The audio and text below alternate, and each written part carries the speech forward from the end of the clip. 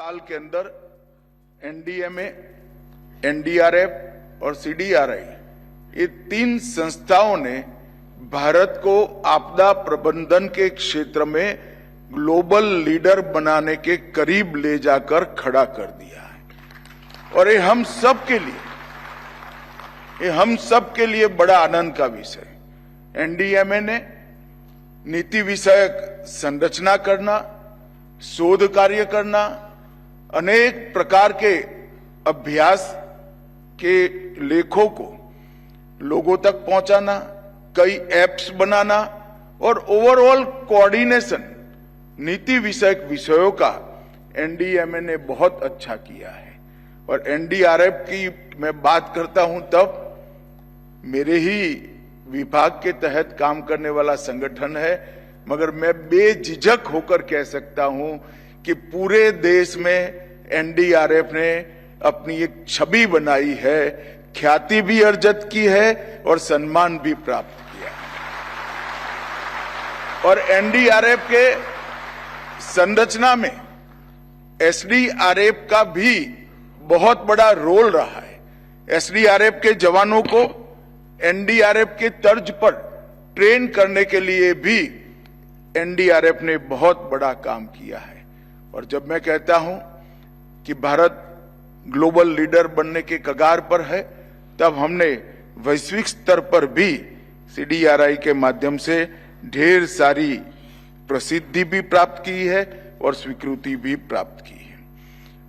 मित्रों, ये 10 साल के अंदर डिजास्टर रिस्पांस के लिए ये दशक जो है बड़ा परिवर्तनकारी दशक माना जाएगा। जब भी भारत के डिजास्टर रिस्पांस का इतिहास लिखा जाएगा, ये 10 साल संक्रांति काल के 10 साल के रूप में इतिहास को इसको नोट करना पड़ेगा। ये 10 साल में क्षमता, गति, दक्षता और सटीकता, ये चारों क्षेत्रों में हमने बहुत नोंदपात्र सिद्धियां हासिल की हैं। हमने न केवल क्षमता को बढ़ाया है, इसको संवर्धित कर कर सातत्यपूर्ण तरीके से तहसील तक पहुंचाने का काम किया है। हमने गति का भी ध्यान रखा है, क्योंकि डिजास्टर मैनेजमेंट के किसी भी काम में गति का बहुत महत्व होता है।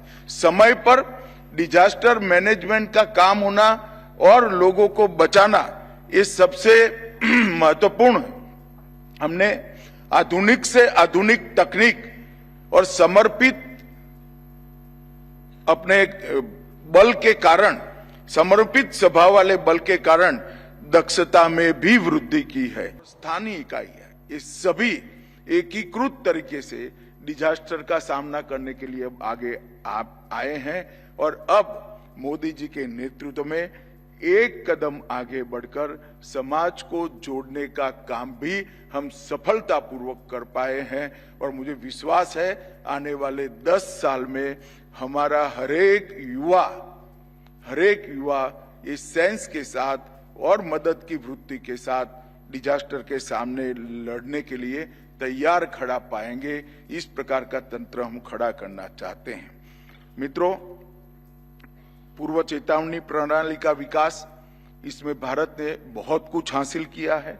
मैं डिटेल में जाना नहीं चाहता, पहले से ही 20 मिनट लेट चल रहे हैं। यथा समय पूर्व तैयारी, इसमें भी हमने कैलेंडर के साथ जोड़ दिया है उसको। सक्रिय निवारण और शमन, दोनों क्षेत्रों के अंदर वैज्ञानिक तरीके से हमने पद्धति को इवॉल्व किया है। और आपदा जोखिम का न्यूनीकरण, इसमें भी हम बहुत सफलता प्राप्त कर चुके हैं। मैं सिर्फ उदाहरण के लिए कहता हूं, इसमें किसी की टीका की बात नहीं है, पूरे राष्ट्र का ये अचीवमेंट है। 1999 में उड़ीसा में सुपर साइक्लोन आया था, 10,000 की मृत्यु हुई थी। 2019 में उड़ीसा में चक्रवात फानी आया, सिर्फ 1 मृत्यु हुई। और गुजरात में बिपरजॉय तूफान आया, 0 कैजुअलिटी के साथ। जब मैं 0 कैजुअलिटी कहता हूं, तब आपको फिर से ताली बजानी पड़ेगी। जब मैं जीरो कैजुअलिटी करता हूं तो कहता हूं तब सुपर बिजोय में एक भी पशु की भी मृत्यु नहीं हुई। ये बताता है कि कोई एक विषय के अंदर स्थानीय इकाइयां, जनता, राज्य सरकारें, केंद्र सरकार, सभी डिपार्टमेंट और वैज्ञानिक और सुरक्षा कर्मी सब मिलकर काम करते हैं तो कितना बड़ा अचीवमेंट मिलता है। अब ये अचीवमेंट के पीछे जाकर देखते हैं तो पिछले दशक में हमने वित्तीय सशक्तिकरण के लिए भी बहुत प्रयास किया है। सरकार के बजट में बहुत बड़ी बढ़ोतरी की है। संस्थागत सशक्तिकरण भी हमने प्रयास पूर्वक और डिजाइन से किया है। संरचनात्मक सशक्तिकरण भी किया है और इस सब को जोड़ते हुए मल्टी डायमेंशनल अप्रोच को भी नीति के रूप में हमने स्वीकार किया है। मित्रों, मैं फिर से एक बार कुछ आंकड़े जरूर बताना चाहूंगा। 2004 से 14 तक एसडीआरएफ का बजट 38,000 करोड़ था। 2014 से 24 तक 1,44,000 करोड़ रुपए का बजट हमने दिया है। एनडीआरएफ का बजट 2004 से 14 तक 28,000 करोड़ था, अब 84,000 करोड़ हुआ है और कुल मिलाकर 66,000 करोड़ से बढ़कर 2 लाख करोड़, मतलब 3 गुना बढ़ाने का काम हमने किया है। ये जो वित्तीय सशक्तिकरण हुआ, इसने ये सारे प्रयास को गांव तक पहुंचाने में बड़ी सफलता प्राप्त की है और 15वें वित्त आयोग में 14वें वित्त आयोग के अनुपात में 4 गुना बजट की हमने बढ़ोतरी की है और राष्ट्रीय स्तर पर भी पहली बार राष्ट्रीय आपदा जोखिम प्रबंधन कोष की हमने रचना की। 68,000 करोड़ की अलग राशि इसके लिए समर्पित की है। आज यहाँ पर 2 दिन का सेमिनार है। मैं सभी राहत कमिश्नरों को भी कुछ कहना चाहता हूं। कई सारे जिलों के जिला आपदा प्रबंधन योजना बनाना बाकी है। क्या हम तय कर सकते हैं कि यहां से जाने के बाद 90 दिन में हर जिला की अपने अपने राज्य में जिला आपदा प्रबंधन योजना बनाने का काम हम समाप्त कर दें? जब तक जिले की आपदा प्रबंधन की योजना नहीं होगी तब तक ये आपदा प्रबंधन के सामने त्वरा के साथ लड़ना संभव नहीं है। और यहां से बहुत अच्छी गाइडलाइन दी है। हर प्रकार की आपदा के आपके जिले में कौन सी आपदा की संभावना है वो भी दिया है और आकाशीय बिजली के लिए भी हम ऐसा मानकर चलते हैं कि आकाशीय बिजली से नागरिकों को बचाना संभव नहीं है। मगर मित्रों, विज्ञान बहुत आगे बढ़ चुका है। बिजली की त्वरा से ज्यादा त्वरा हमारी बचाने की होती है तो हम नागरिकों को बचा सकते हैं। और हमने यहां से राज्य स्तरीय कार्य योजना केंद्र ने भेजी है। मेरा सभी से आग्रह है कि राज्य स्तरीय बिजली से आकाशीय बिजली की कार्य योजना को आप जल्दी बनाइए और सभी राज्यों और यूटी 90 दिन में इसको केंद्र के साथ साझा करें। शीतलहर और ओला गिरने के लिए राज्यों और यूटी की कार्य योजना तैयार नहीं हुई है। इंसिडेंट रिस्पांस सिस्टम कई राज्यों में अभी भी लागू करना बाकी है। अग्निशमन सेवाओं के विस्तार और आधुनिकीकरण के लिए भी भारत सरकार ने एक अच्छा बजट जारी किया है। राज्यों ने इसकी भी योजना अपनी नहीं भेजी है। कई राज्यों ने नहीं भेजी है, कई राज्यों ने भेजी है। और भूस्खलन शमन के लिए भी संबंधित राज्य और यूटी अपनी शीघ्र योजना बनानी चाहिए। एनडीएमए ने क्रॉस कटिंग क्षेत्रों पर 38 दिशा निर्देश और 34 एसओपी जारी की है। मेरा सभी से आग्रह है, ये दिशा निर्देश और एसओपी को आप जिले तक पहुंचाइए, गांव के सरपंच तक पहुंचाने का काम करना चाहिए। इसको स्थानीय भाषा में शायद यहीं से बनाकर भेजेंगे। परंतु राज्य इसको स्थानीय भाषा में बनाकर नीचे के स्तर तक पहुंचाए, ये बहुत जरूरी है। और हीट वेव से निपटने के लिए भी एक बहुत अच्छा एक्शन प्लान जो हीट वेव से प्रभावित राज्य है उसको बनाना चाहिए, और इसके टाइम टेबल को भी पास्ट के आधार से बनाने की जगह हीट के अनुभव के आधार पर बनाना चाहिए, क्योंकि अब शायद इसका समय पत्रक ईश्वर ने बदल दिया है। हीट वेव जब आने की शुरुआत हो, हमारे पास इसकी आगाही आए, तभी हम तैयार होने चाहिए। इस प्रकार की एक संरचना करने की मुझे जरूरत लगती है। मैं आशा करता हूं कि 2 दिन के सेमिनार पे ये सारे बिंदुओं पर बहुत अच्छे तरीके से चर्चा होगी और 90 दिन के अंदर हम पूरी तैयारी को कंप्लीट कर पाएंगे। एक भारत सरकार ने आगे के लिए भी कुछ योजनाएं बनाई हैं।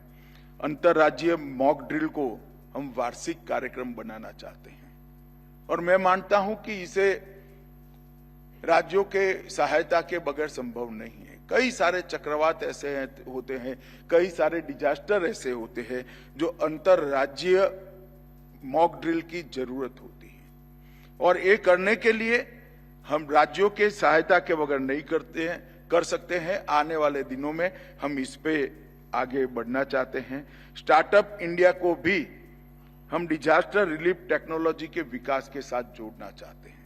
मैं एडवांस में आपको इसलिए कह रहा हूं कि इसके लिए राज्यों ने भी अपना मंथन चालू करना चाहिए, और भवन निर्माण के कोर्स में आपदा सहनशील मानकों की संरचना अपने अपने राज्य के हिसाब से यूनिवर्सिटियों के साथ बैठकर बनानी चाहिए। जहां भूकंप आने की ज्यादा संभावना है, जहां फ्लड आता ही आता है, जहां पर अनेक प्रकार की आपदाओं की, जहां हीट वेव भी आता है, इस सभी जगह हमारे भवन निर्माण कोर्स के अंदर इसके अनुरूप बदलाव करने चाहिए, तभी जाकर हम शून्य इफेक्ट की ओर आगे बढ़ सकते हैं। और मैं मानता हूं ये सभी राज्यों ने ही करना पड़ेगा। अगर इसमें आपको किसी प्रकार की सहायता चाहिए तो एनडीएमए करेगा। राष्ट्रीय जोखिम मूल्यांकन को अद्यतन करने के लिए माइक्रो लेवल रिस्क मैपिंग भी आने वाले दिनों में भारत सरकार करने वाली है। आपदा स्वयंसेवकों का एक राष्ट्रीय पोर्टल बनाना, जिसमें एनसीसी, एनएसएस, स्काउट गाइड और आपदा मित्र इस सभी को एक ही पोर्टल पर लाकर आपदा के वक्त जनता के साथ खड़े हो, इसके लिए भी हम इनिशिएटिव लेने वाले हैं। और स्थानीय भाषा में अलर्ट, प्राथमिक चिकित्सा और निकासी के मार्ग की इंफॉर्मेशन को भी हम भारत की सभी स्वीकृत भाषाओं में यहां से भेजने का हम प्रयास करेंगे। मित्रों, ढेर सारी उपलब्धियां ये 10 साल में हुई है। मैं बहुत ज्यादा इसके लिए बात नहीं करना चाहूंगा, मगर कुछ बात जरूर करूंगा कि 2018-19 में Subhash Chandra Bose disaster management award की स्थापना की। मेरा राज्यों से आग्रह है, अवार्ड मिले न मिले, हर राज्य अपना क्लेम जरूर करे। आपके राज्य में डिजास्टर मैनेजमेंट के लिए काम करने वाली संस्था और व्यक्ति दोनों को आइडेंटिफाई कर यहां भेजिए। ये डेटाबेस का एक उपयोग है। मैं ऐसा नहीं कह रहा कि आप भेजेंगे तो इनको ही अवार्ड मिलेगा। इसकी चयन की एक प्रक्रिया है और काफी कठिन प्रक्रिया रखी है, क्योंकि हम अवार्ड को सार्थक बनाना चाहते हैं, और इसके लिए कम से कम आपके ज्यादा से ज्यादा एप्लीकेशन आए, इसके लिए आगे बढ़ना चाहिए। नेशनल साइक्लोन रिस्क मिटिगेशन के लिए हमने ओडिशा और आंध्र प्रदेश में सफलतापूर्वक काम किया है। पश्चिमी हिस्सों के सभी राज्यों ने भी इसको आगे करना चाहिए। एनडीआरएफ का काफी सशक्तिकरण हुआ है। 6 से बढ़कर 2006 में 8 बटालियन थी, अब 16 है। एनडीआरएफ अकादमी की आधारशिला भी हमने रखी है और एनडीएम ने लेह लद्दाख में रात्रिकालीन मॉक ड्रिल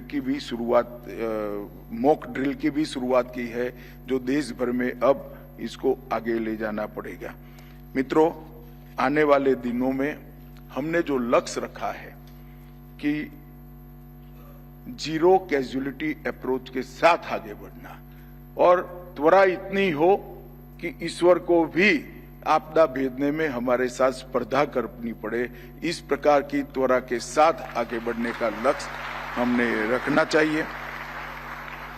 हमने आपदा से लड़ने की तो पूरी तैयारी करनी ही है, मगर एक आपदा के कारणों के मूल में भी जाना पड़ेगा। मूल में कारण जलवायु परिवर्तन और इसके अलावा कोई कारण दिखता नहीं। ग्लोबल वार्मिंग और जलवायु परिवर्तन ही मूल कारण है।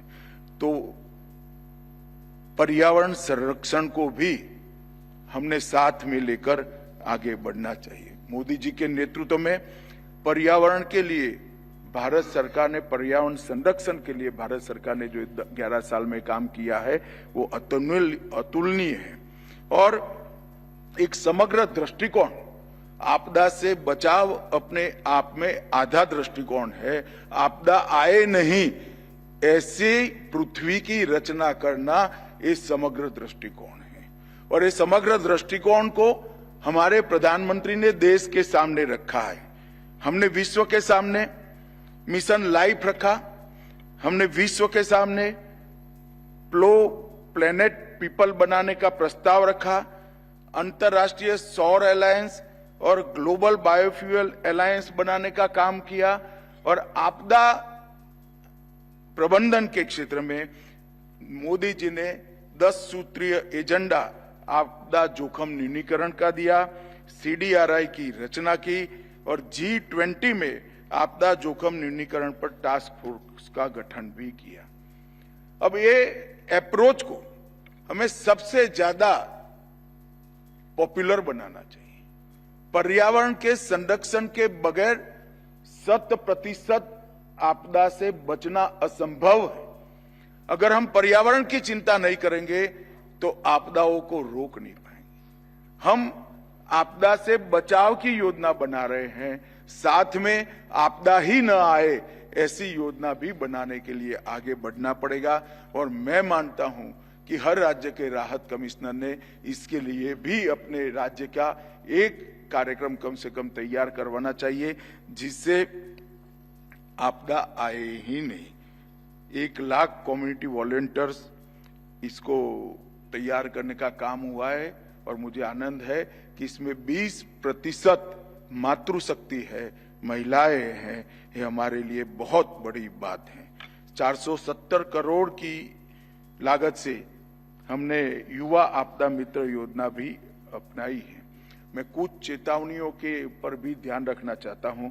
चक्रवात चेतावनी, आकाशीय बिजली की चेतावनी, बाढ़ जोखिम एटलस और डिजिटल टूल्स और कॉमन अर्निंग प्रोटोकॉल, इस सब के लिए राज्यों ने ज्यादा सेंसिटिव होना चाहिए।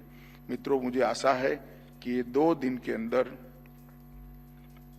आप सब लोग जो मंथन करेंगे, इसमें टेक्नोलॉजिकल कैपेसिटी के साथ साथ ह्यूमन कैपेसिटी बढ़ाने के पर भी चिंता करेंगे।